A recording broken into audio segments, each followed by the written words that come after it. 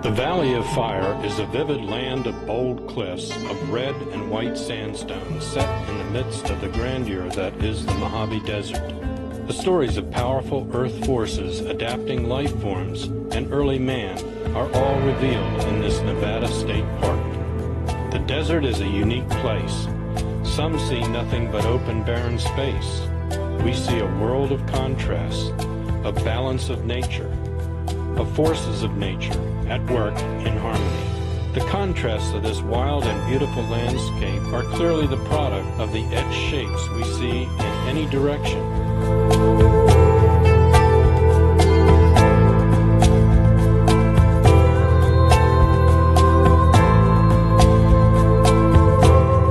In the 19th century, immigrants had a difficult time crossing this valley floor.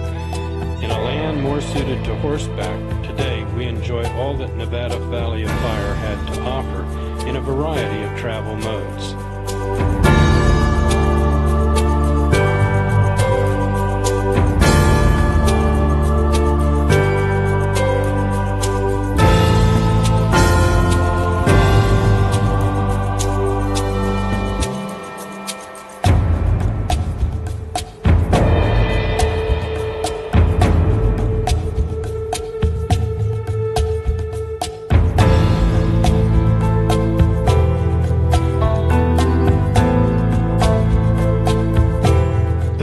Fire, a Nevada State Park, received its name from a traveler who saw the rich red late afternoon colors of the rust-colored rocks. Here is a park that is inviting and attractive to both the casual visitor and the intense naturalist. Sandstone colors shift dramatically from white to a rich red color and back again, often within a footstep or two. Imagine the changes that took place here in the last 600 million years, just to provide the scene we enjoy today.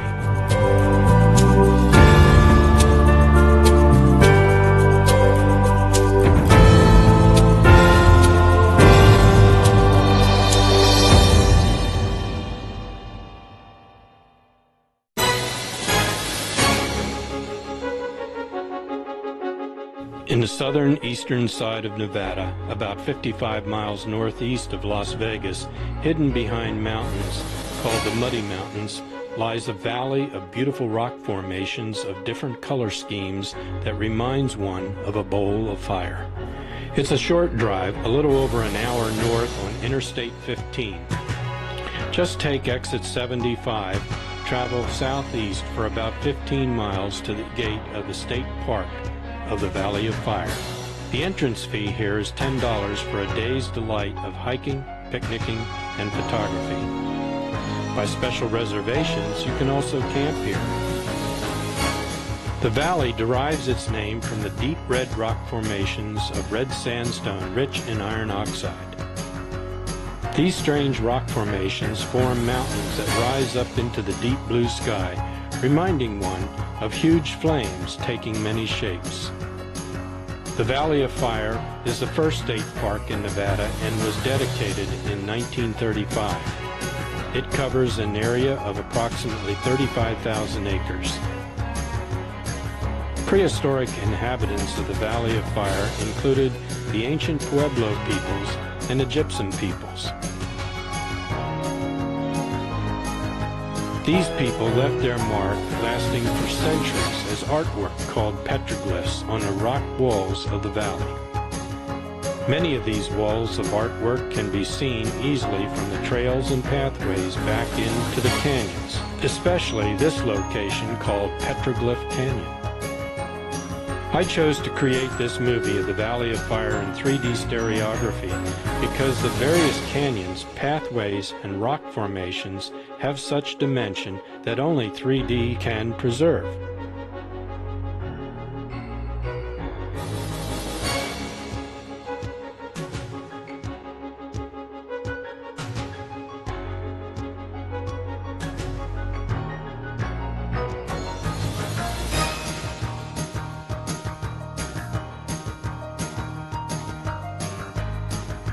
While stereography has been around for over a century, the tools to shoot it and display it in video are only recent.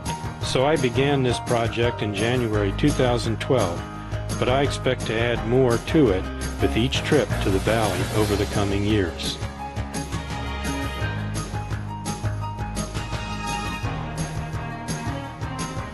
The Valley of Fire has a few major regions I will focus on in this first cut of the project.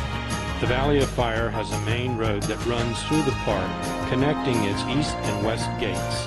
Off of that main road and several stop-off points are two main side roads that are designated scenic roads.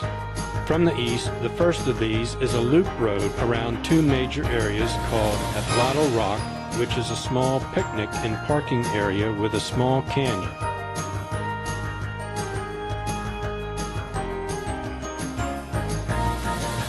There is a staircase that you can climb up to the top of this main rock and get a nice view of the area.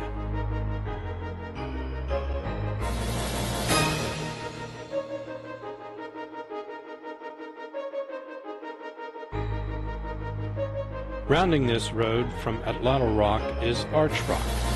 The arches here are many, but small in size compared to Arches National Park in eastern Utah. This is an area that surrounds a small camping area and is available by reservation only. The beauty and serenity of this area makes for lots of fun hiking, exploration, and photographic beauty.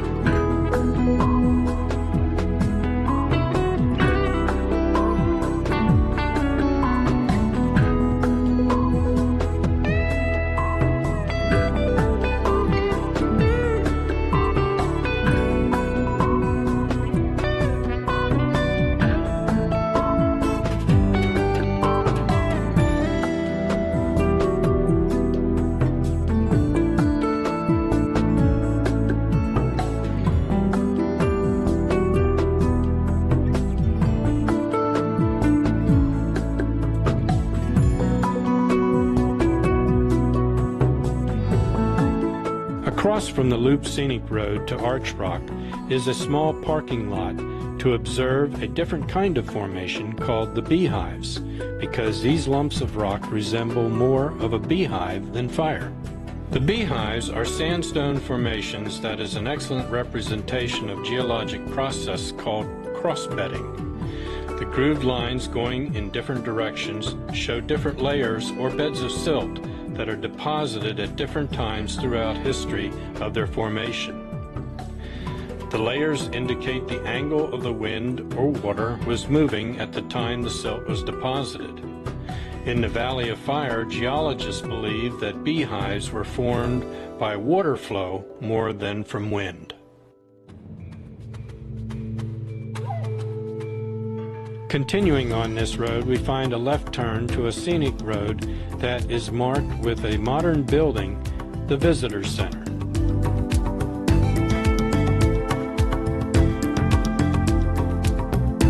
The Visitor Center is a modern building where you can find restroom facilities, a small museum, and a place to buy refreshments.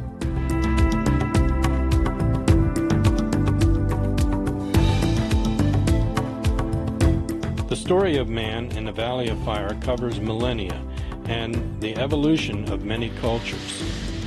Who were these people, and how did they cope with the rigors of the climate and terrain?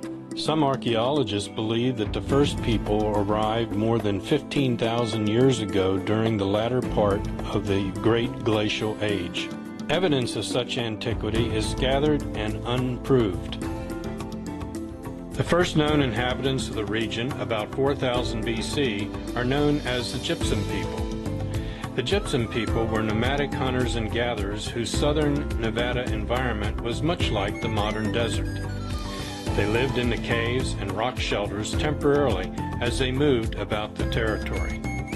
Gypsum people hunted bighorn sheep and smaller animals and birds. As the desert became drier over time, streams shrank and plants dried out. The bighorn sheep became scarcer.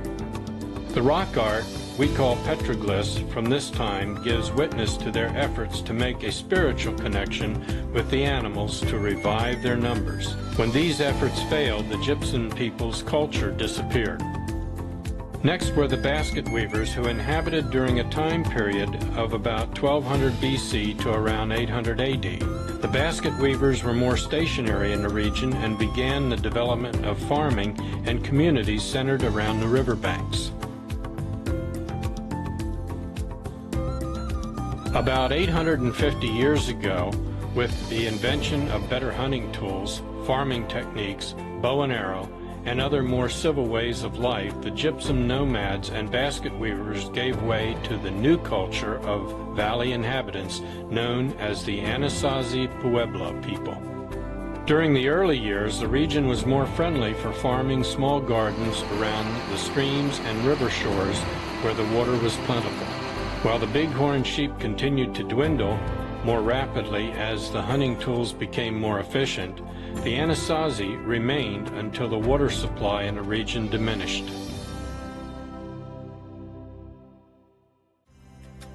Continuing past the Visitor Center, we come to a road that leads through a cut in the mountains to a location we will need to get out and hike to. It's marked by a sign that says, "To Mouse's Tank." To get to Mouse's Tank, you have to park your car, get out, and hike through a pathway called Petroglyph Canyon.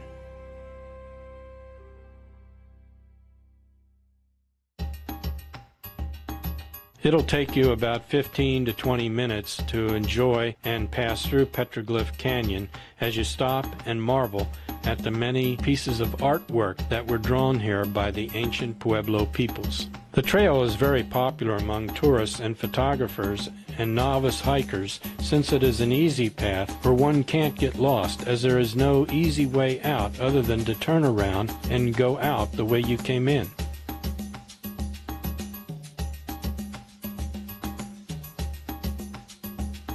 The path ends with a canyon choking out, but 100 yards before that, there is a left turn that leads a short distance to Mouse's Tank.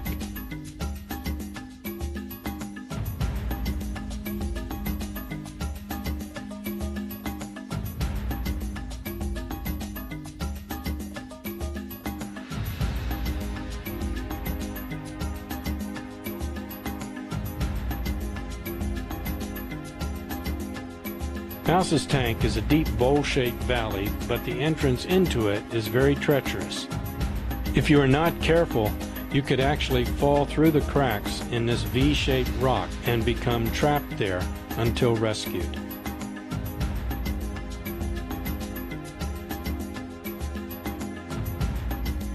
Much has been said and written of Mouse, a Paiute Indian that legend has branded an outlaw. There are many versions of what created Mouse's problems with the settlers, but there is a general lack of historical documentation. Some say Mouse caused no trouble to the Indian community in which he grew up, while others claim that some Indians feared and hated him. One version states that Mouse first had trouble with a farmer who refused to pay him for work done. Another alleges that he had stolen some vegetables from a garden of a farmer who then shot at him. Several intensive searches were conducted for Mouse, but he successfully eluded capture. During these hunts, he supposedly used the rugged terrain of the Valley of Fire for a hideout. Here, he would sometimes use Mouse's Tank, a depression in the rock that catches and holds rainwater for a time after these intense rainstorms.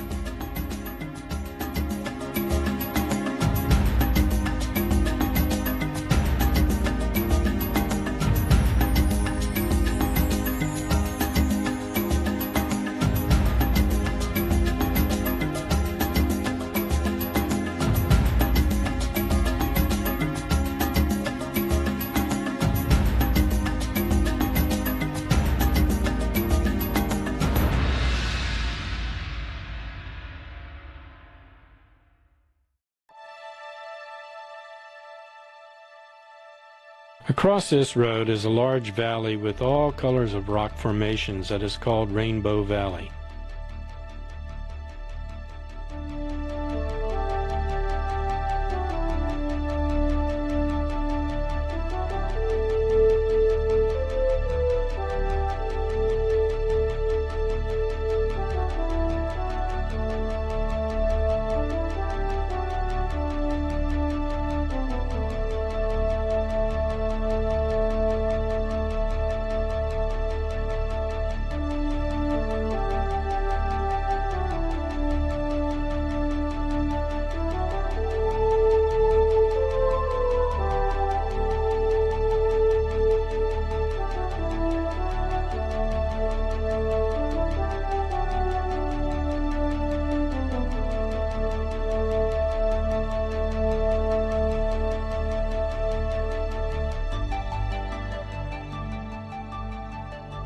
Here we have a pull-off to view what's called Petrified Logs Valley.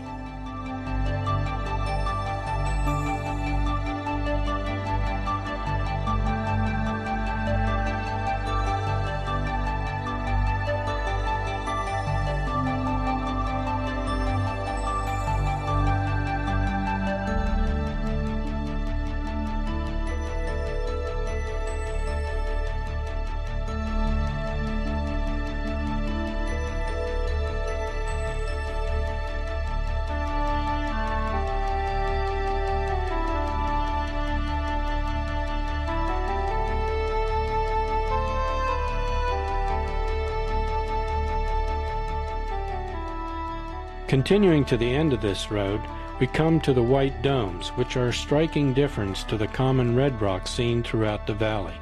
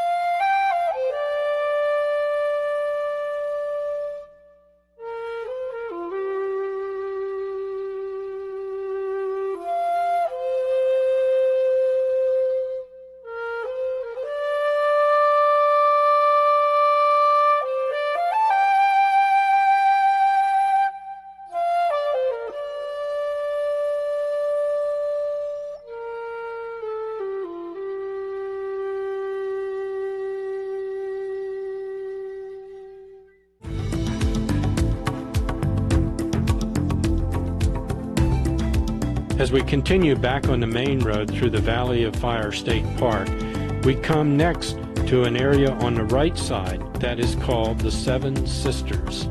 These are 7 large rocks that project upward out of the desert floor. There are actually 8, but I refer to the 8th one as the Little Sister. This area of Seven Sisters is a favorite for taking a break and having a picnic, as there are several picnic tables in the shade cast by these Seven Sister rocks.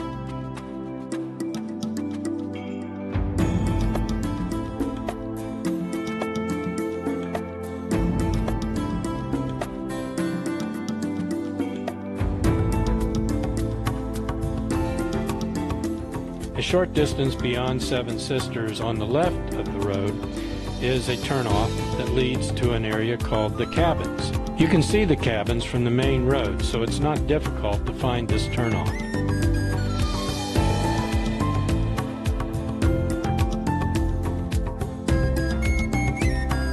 The cabins, built by Civilian Conservation Corps workers in the 1930s, blend into the natural surroundings from which the sandstone building materials were derived.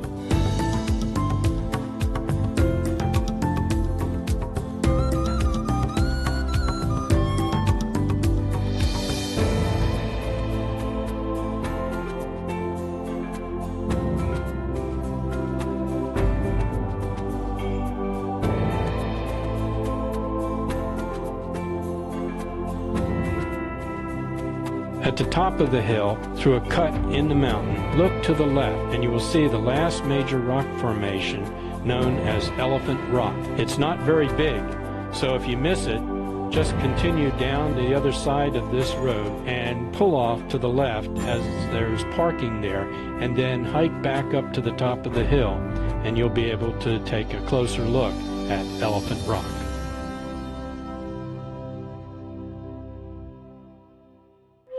Well, that's about it for this video. I hope you enjoyed my little tour through the Valley of Fire State Park.